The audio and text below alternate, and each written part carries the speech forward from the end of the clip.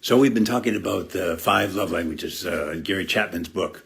And just like one medicine isn't for all cures, doesn't cure all diseases, similarly, my love language might not be yours and vice versa. So last week we talked about words of affirmation. And today I want to look at love language number 2, quality time.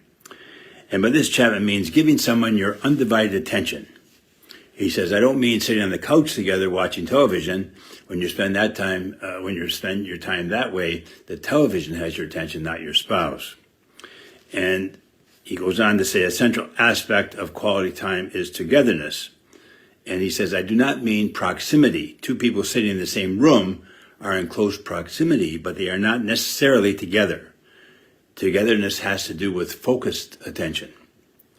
So quality time means that we're doing something together and that we are giving our full attention to the other person. It could be going for a walk, going for dinner, going for lunch, just doing something you know your partner enjoys, but you're doing it together. So, like we said last week, words of affirmation, the quality of time also has some different dialects. And one of the most common dialects is that of quality conversation, where 2 individuals are sharing their experience, thoughts, feelings, and desires in a friendly, uninterrupted context.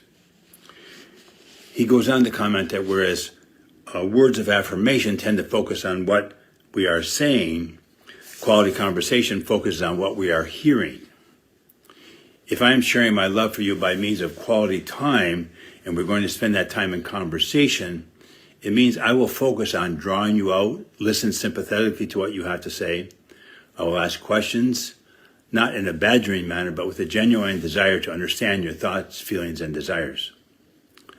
And so he goes on to give some tips for a quality conversation. Maintain eye contact when your spouse is talking. Don't listen to your spouse while you're doing something else. Listen for feelings. Observe body language. Refuse to interrupt. So quality conversation requires sympathetic listening, but it also requires self-revelation. He says in each of life's events, we have emotions, thought, desires, and eventually actions. It's the expression of that process that we call self-revelation. He says if you choose to learn the love dialect of quality conversation, that's the learning road you must follow. And obviously, we have different personalities. Some people are more inclined to talk, some people are not. So he says one way to learn new patterns is to establish a daily sharing time in which each of you will talk about 3 things that happened to you that day and how you feel about them. I call that the daily minimum requirement, he says, for a healthy marriage. And then the last dialect he mentions is quality activities, doing things together. And he looks at quality activities as including anything in which one or both of you has an interest. The purpose is to experience something together. The essential ingredients in a quality activity are 1, at least one of you wants to do it. 2, the other is willing to do it. And 3, you both know why you're doing it, to express love by being together. Okay, so there you have it. Quality, love language number 2, quality time. And next week we'll take a look at number 3, receiving gifts.